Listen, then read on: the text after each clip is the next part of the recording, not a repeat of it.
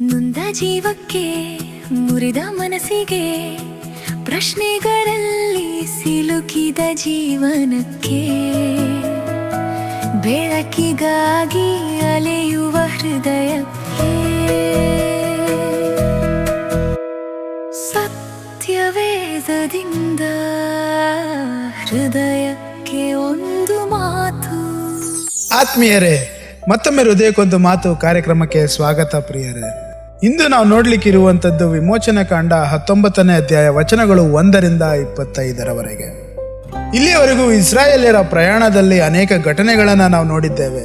ದೇವರು ಅವರನ್ನು ಐಗುಪ್ತದ ದಾಸ್ಯದಿಂದ ಹೊರಗಡೆ ತಂದಿರುವಂಥದ್ದು, ಕೆಂಪು ಸಮುದ್ರವನ್ನ ದಾಟಿಸಿದ್ದು, ಮರುಭೂಮಿಯಲ್ಲಿ ನೀರನ್ನ ಕೊಟ್ಟದ್ದು, ಮನ್ನವನ್ನ ಕೊಟ್ಟದ್ದು, ಅಮಲೇಕರ ವಿರುದ್ಧ ಜಯವನ್ನ ಕೊಟ್ಟದ್ದು, ಇವೆಲ್ಲವನ್ನ ನಾವು ನೋಡಿದ್ದೇವೆ. ಈಗ ಅವರು ತಮ್ಮ ಪ್ರಯಾಣದ ಒಂದು ಮಹತ್ವ ಇರುವಂತ ಹಂತಕ್ಕೆ ಬಂದಿದ್ದಾರೆ. ಅವರು ಸೀನಾಯಿ ಪರ್ವತದ ಬಳಿಗೆ ತಲುಪಿದ್ದಾರೆ. ಇದು ಕೇವಲ ಒಂದು ಪರ್ವತ ಅಲ್ಲ ಪ್ರಿಯರೇ, ಇಲ್ಲಿಯೇ ದೇವರು ತನ್ನ ಜನರೊಂದಿಗೆ ವಿಶೇಷವಾದ ಒಡಂಬಡಿಕೆಯನ್ನ ಮಾಡ್ಲಿಕ್ಕಿದ್ದಾರೆ ಪ್ರಿಯರೇ. ಅವರು ಪರ್ವತದ ಮುಂದೆ ಶಿಬಿರ ಹಾಕಿದ ನಂತರ ಮೋಶೆ ದೇವರ ಬಳಿಗೆ ಏರಿ ಹೋಗುತ್ತಾನೆ. ಆಗ ದೇವರು ಅವನಿಗೆ ಒಂದು ಮಹತ್ವದ ಸಂದೇಶವನ್ನ ಕೊಡುತ್ತಾರೆ. ಮೊದಲು ದೇವರು ಅವರಿಗೆ ತನ್ನ ಕೃಪೆಯನ್ನ ನೆನಪಿಸುತ್ತಾರೆ.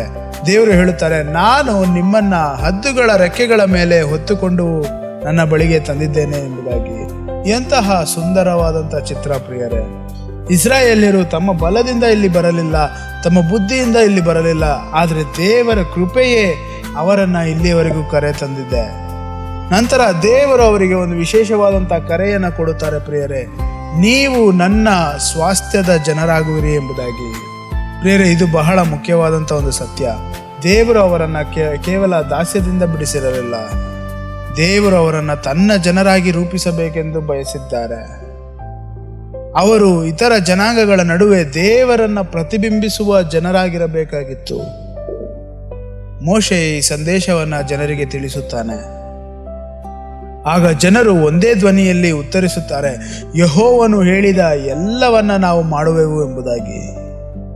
ಪ್ರಿಯರೇ, ದೇವರ ಸನ್ನಿಧಿಗೆ ಹತ್ತಿರವಾಗುವಂಥದ್ದು ಸಾಮಾನ್ಯವಾದಂಥ ವಿಷಯವಲ್ಲ. ಆದ್ದರಿಂದ ದೇವರು ಜನರಿಗೆ 3 ದಿನಗಳ ಕಾಲ ಸಿದ್ಧರಾಗುವಂತೆ ಹೇಳುತ್ತಾರೆ.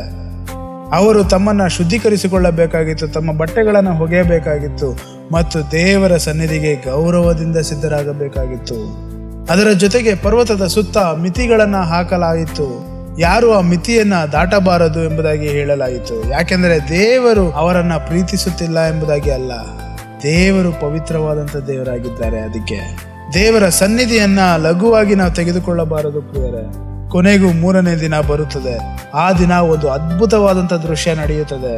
ಪರ್ವತದ ಮೇಲೆ ಗುಡುಗು ಕೇಳಿಸುತ್ತದೆ, ಮಿಂಚು ಕಾಣಿಸುತ್ತದೆ, ಹೊಗೆ ಏಳುತ್ತದೆ, ತುತ್ತೂರಿಯ ಶಬ್ದ ಕೇಳಿಸುತ್ತದೆ, ಇಡೀ ಪರ್ವತವು ನಡುಗಲು ಆರಂಭಿಸುತ್ತದೆ. ಜನರೆಲ್ಲ ಭಯ ಮತ್ತು ವಿಸ್ಮಯದಿಂದ ನಿಂತುಕೊಂಡು ನೋಡುತ್ತಾ ಇರುತ್ತಾರೆ. ಇದು ದೇವರ ಮಹಿಮೆಯ ಒಂದು ಸಣ್ಣ ಝಲಕ್ ಮಾತ್ರ ಪ್ರಿಯರೇ.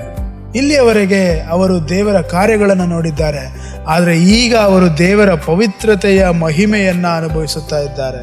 ಈ ಘಟನೆಯ ಮೂಲಕ ದೇವರು ಅವರಿಗೆ ಒಂದು ವಿಷಯವನ್ನ ಕಲಿಸುತ್ತಾ ಇದ್ದಾರೆ. ದೇವರು ಕೇವಲ ಶಕ್ತಿಶಾಲಿಯ ದೇವರು ಮಾತ್ರ ಅಲ್ಲ, ದೇವರು ಪವಿತ್ರವಾದಂಥ ಒಬ್ಬ ದೇವರಾಗಿದ್ದಾರೆ. ದೇವರನ್ನ ಗೌರವಿಸಬೇಕು, ಆರಾಧಿಸಬೇಕು ಮತ್ತು ದೇವರ ಮಾತಿಗೆ ವಿಧೇಯರಾಗಬೇಕು ಎಂದು ಕಲಿಸುತ್ತಾ ಇದ್ದಾರೆ. ಆದರೆ ಇದೇ ಕಥೆಯಲ್ಲಿ ಮತ್ತೊಂದು ಸುಂದರವಾದ ಸತ್ಯವೂ ಇದೆ.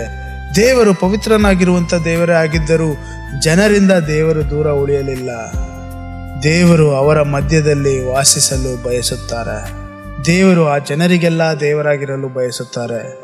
ಅವರನ್ನ ತನ್ನ ಜನರನ್ನಾಗಿ ಕರೆಯುತ್ತಾರೆ. ಆದ್ದರಿಂದ ಸೀನಾಯಿ ಪರ್ವತ ಈ ಘಟನೆ ಕೇವಲ ಭಯದ ಕತೆ ಅಲ್ಲ ಪ್ರಿಯರೇ, ಇದು ಸಂಬಂಧದ ಕತೆ. ದೇವರು ತನ್ನ ಜನರನ್ನ ತನ್ನ ಬಳಿಗೆ ಕರೆಯುವಂತ ಕತೆ. ಇಂದಿಗೂ ದೇವರು ಅದೇ ಕೆಲಸವನ್ನ ಮಾಡುತ್ತಾ ಇದ್ದಾರೆ. ದೇವರು ನಮ್ಮನ್ನು ಕೇವಲ ಸಮಸ್ಯೆಗಳಿಂದ ಬಿಡಿಸಲು ಬಯಸುವುದಿಲ್ಲ, ತನ್ನೊಂದಿಗೆ ಸಂಬಂಧ ಹೊಂದಲು ಕರೆಯುತ್ತಾ ಇದ್ದಾರೆ, ತನ್ನನ್ನು ತಿಳಿದುಕೊಳ್ಳಲು ಕರೆಯುತ್ತಾ ಇದ್ದಾರೆ, ತನ್ನ ಪವಿತ್ರತೆಯಲ್ಲಿ ನಡೆಯಲು ಕರೆಯುತ್ತಾ ಇದ್ದಾರೆ. ಹಾಗಾದ್ರೆ ಇಂದಿನ ವಾಗ್ದಾನ, ದೇವರು ತನ್ನ ಜನರನ್ನ ತನ್ನ ಬಳಿಗೆ ಕರೆಯುತ್ತಾರೆ. ದೇವರು ದೂರದ ದೇವರಲ್ಲ ಪ್ರಿಯರೇ, ದೇವರು ಸಂಬಂಧವನ್ನ ಬಯಸುವಂತ ದೇವರಾಗಿದ್ದಾರೆ.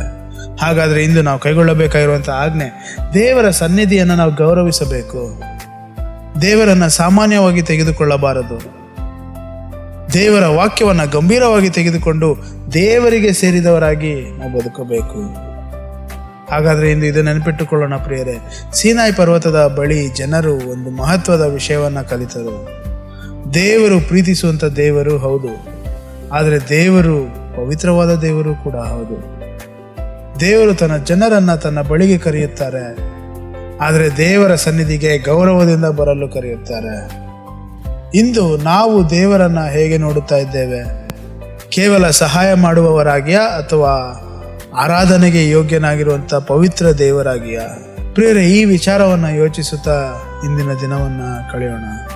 ಮತ್ತೆ ಮುಂದಿನ ಸಂಚಿಕೆಯಲ್ಲಿ ಭೇಟಿಯಾಗೋಣ. ಅಲ್ಲಿಯವರೆಗೂ ಪವಿತ್ರವಾದಂಥ ದೇವರ ಕರೆಗೆ ಕಿವಿಗೊಡುವಂಥ ಹೃದಯ ನಮ್ಮದಾಗಿರಲಿ. ಆಮೇನ್. ನೊಂದ ಜೀವಕ್ಕೆ, ಮುರಿದ ಮನಸ್ಸಿಗೆ ಬೆಳಕನ್ನು ಹುಡುಕುವ ಹೃದಯಕ್ಕೆ ಸತ್ಯವೇದದಿಂದ ಹೃದಯಕ್ಕೆ ಒಂದು